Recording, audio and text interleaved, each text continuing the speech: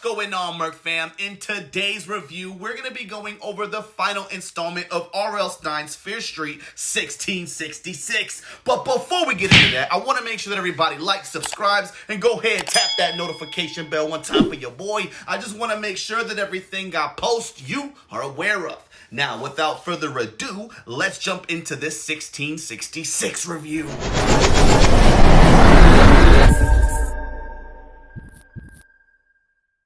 Alright, Merc fam, I know that a lot of you have really been getting into these horror movies lately. I have been getting nothing but positive feedback on my last two reviews on the series, so I'm extremely excited to knock this one right out of the park. So let's do a short recap on the first two movies for those who may not be aware of what's going on in this R.L. Stine universe. In the first movie, it took place in 1994, and there is how we learn there are two cities, Shadyville and Sunnyvale.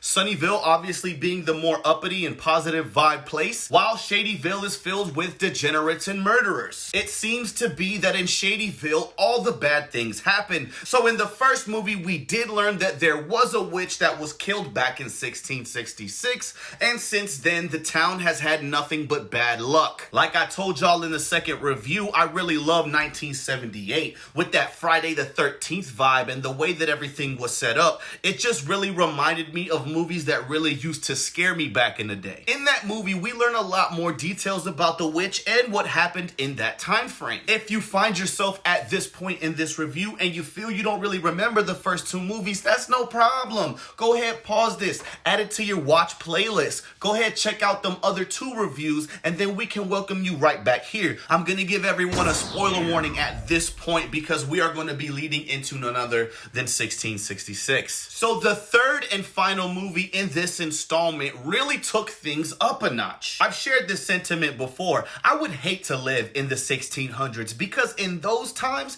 there was nothing other than maybe the Bible to read, maybe a couple other little poems and stuff like that that you can kick back and have some sort of entertainment. But beyond that, there is no electricity. We're using fire to see. There's one church. There's one doctor guy. To me, that's a terrible time to live. No running water, no Twitter, no Instagram, no OnlyFans. How am I gonna live? But in this movie, we actually get to see Sarah Fier and what she did. Only twist is we're looking at the main character from the first movie. She is envisioning what Sarah Fier went through. So it seems like it's her, but in reality, she was just experiencing what that witch experienced. Lo and behold, the bad guy is none other than Solomon Good. Here is where we learn that good is evil. For generations, the Good family has been passing down the mantle. Solomon Good was one of the first ancestors in the Good family. If you remember, Good was the sheriff of the town in the first movie. There's a small moment in the first movie where Officer Good visits a house and he tells her it's happening again. But we really didn't get to see nothing else besides that. So that Solomon guy in the third movie is one of his great ancestors, and what happened is Solomon Good's wife and daughter died, making him very sad, lonely, and depressed.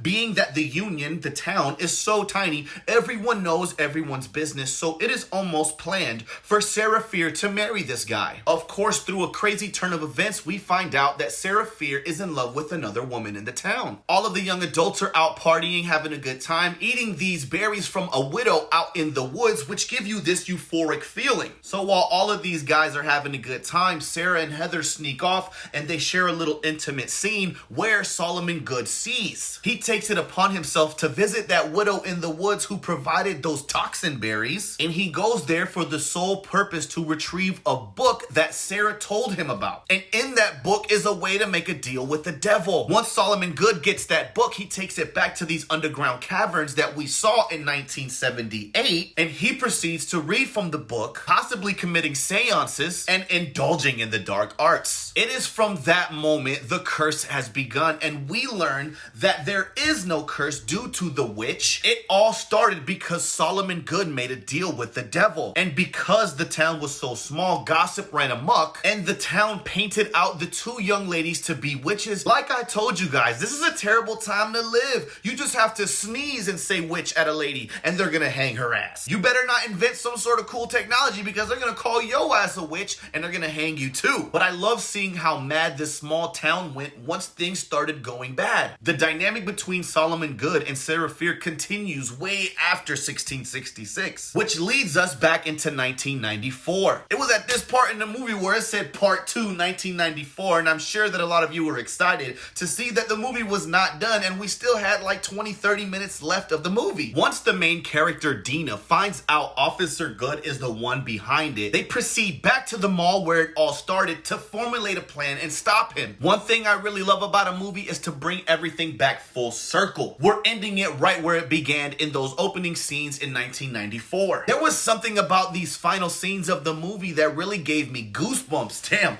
no pun intended. Shout out to my dude R.L. Stine. But the way this story was written with Sarah Fier and the intricate plot that connects everything together was absolutely amazing. From what I remember, the Fear Street books were like a teenage Goosebumps, and I really catch that vibe in these movies. I love the gore, I love the fear, the musical score, the actors, everything was on point. The way they wrapped this movie up in the third half was amazing. I love how Dina was able to stop the evil and good and lift the curse from Shadyville. God, I swear, in this movie, they say Shadyville like 50 times in an hour. It is super annoying, but it takes nothing away from this movie, man. It was fantastic. In the final scenes of this movie, sort of like a Marvel post-credit scene, we actually see somebody's hands steal the book from the crime scene. There's a lot of speculation on who it may be and who may have grabbed that book. I think that it is none other than the brother of Officer Good, who was the mayor. He had to have some sort of benefit from this deal with the devil, and I'm pretty sure that he is not gonna let everything stop because his brother got killed and wasn't able to continue doing whatever things they had to do to get benefits from the devil. I absolutely think we're gonna be seeing a lot more Fear Street coming along. I don't know if you guys caught this Easter egg, but when Good tried to stab Dina, the main character, she had some sort of homemade armor underneath, and I don't know if you guys were able to see. I'm gonna show you. It was a bunch of R.L. Stine's books taped across her chest.